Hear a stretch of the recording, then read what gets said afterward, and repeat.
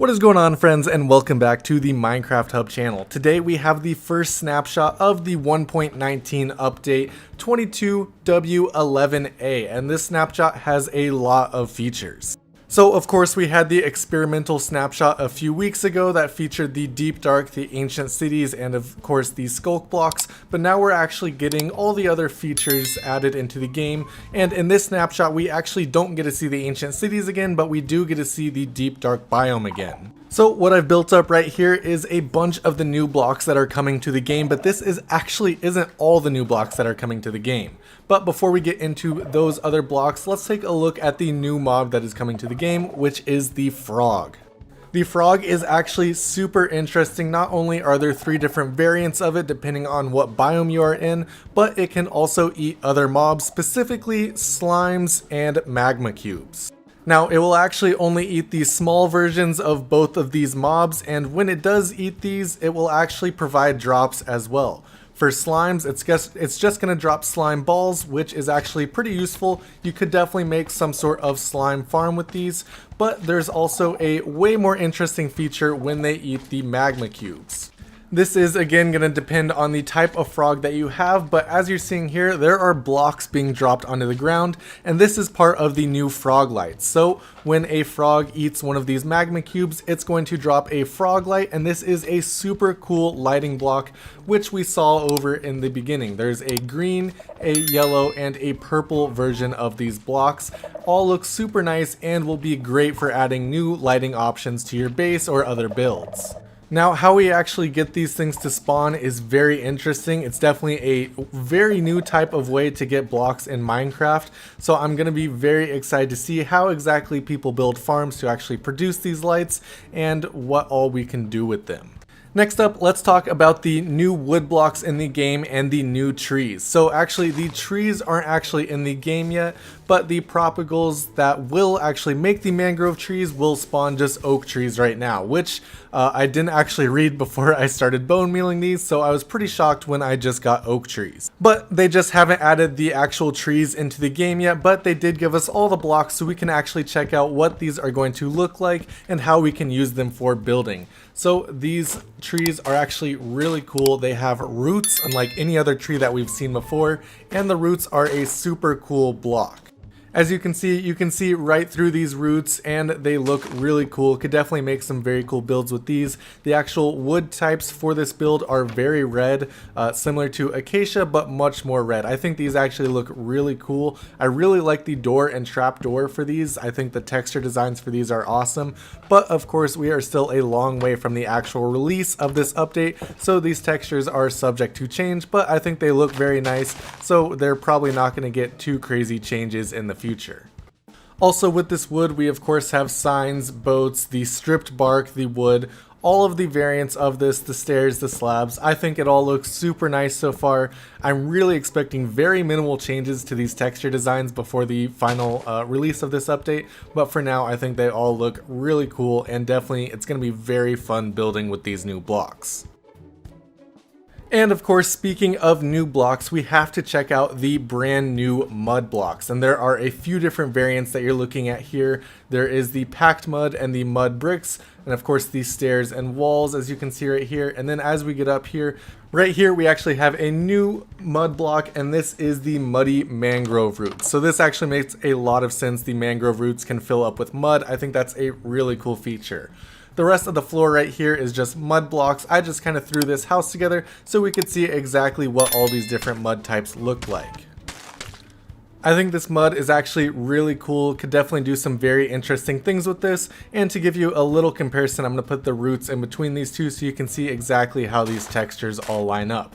So you can see this mud is basically just jammed into these roots, making this really cool looking block. That gives the mud kind of a texture, and also you don't sink down into it like on regular mud, which is a new feature added as well. When you walk on mud, you're going to sink slightly down into it, so it's going to make you a little lower than the rest of the floor.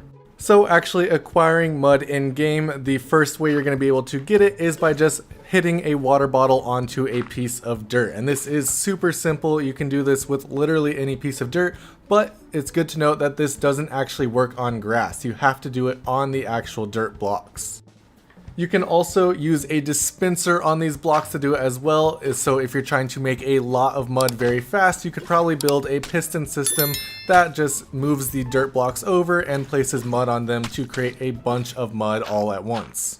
But if you just want to go and dig up some mud, you're going to be able to do that in the brand new mangrove swamp biome, but we don't actually have a look at that new biome yet. But speaking of new biomes, let's talk about the sculk blocks and the deep dark biome. So there are a few different types of sculk blocks. There is the regular sculk block, the sculk catalyst, the sculk vein, and the sculk shrieker. The sculk shrieker is what summons the warden, and the sculk catalyst is what turns XP into the other sculk growth that you're seeing here. So the veins are just kind of laying on top, and the sculk is just these normal blocks that you're seeing spawn out from the sculk catalyst. So this is obviously super interesting to see happen. There's definitely a lot you can do with this. Mumbo Jumbo has shown before that you can use this as an XP storage system to actually store massive amounts of XP and then recharge your pickaxes or whatever you want with it. But I think the fact that it's absorbing souls into it means so much more, especially considering the experimental snapshot that we saw a few weeks ago with the ancient cities and the possible huge portal right in the middle. So this part right here is not from this week's snapshot. This is from an experimental snapshot that introduced the ancient cities and the deep dark, but I thought it was worth showing off in this video as this is part of what's coming in the 1.19 update. There's of course a ton of theories surrounding this structure that's in the center of the ancient cities. A lot of people think it's a portal, but it's also part of the deep dark, and this is where we find the warden and the sculk growth. So if this is a portal, it's definitely worth remembering that the sculk blocks actually absorb souls, and this could mean a lot in terms of a new dimension and things we may find in future updates. But unfortunately, that is all the time we have for today. We've shown off pretty much all the new blocks and features of the 1.19 update, or Snapshot 22W11A. We have much more to come. Hopefully we're getting into a point where we're going to get weekly snapshots, but we really know absolutely nothing yet. I would also really like to mention that in the Bedrock beta today, they introduced the goat horn and the copper goat horn. We unfortunately do not have this in Java yet, so I can't really show it off in today's video. But here is a picture uploaded to Twitter by Megaspud, and this shows off the actual look of the goat horn and the copper goat horn. Now, it has been stated by King B-Dogs on Twitter that these aren't really for any functional use. There are no future plans for them currently. It's more for a social use so that players can hear each other from very far away, or also just make music and different sounds with them. In the actual notes that they released along with this, it said that these goat horns can make a variety of different sounds. There are 3 different sounds that the normal ones make. It's going to be randomly based off goats, and then also what controls you use. And then the screaming goat is also going to drop a different horn than the regular goat. It's going to have a different sound. So this is going to be very fun. I really can't wait for this to come to Java, just to experiment around with these a little bit and see exactly what they can produce. But that is all that we have for you guys today though. Thank you guys so much for watching. If you enjoyed this video, be sure to drop a like on it, and if you're new to our channel, hit that subscribe button as well. Also, there is a link to our Discord channel down below, so if you have any other questions about this snapshot or just want to show off your Minecraft builds, anything of the sort, go ahead and join that Discord down below, and you can ask us any questions or show off your builds. Thank you guys so much for watching, and I'll see you next time.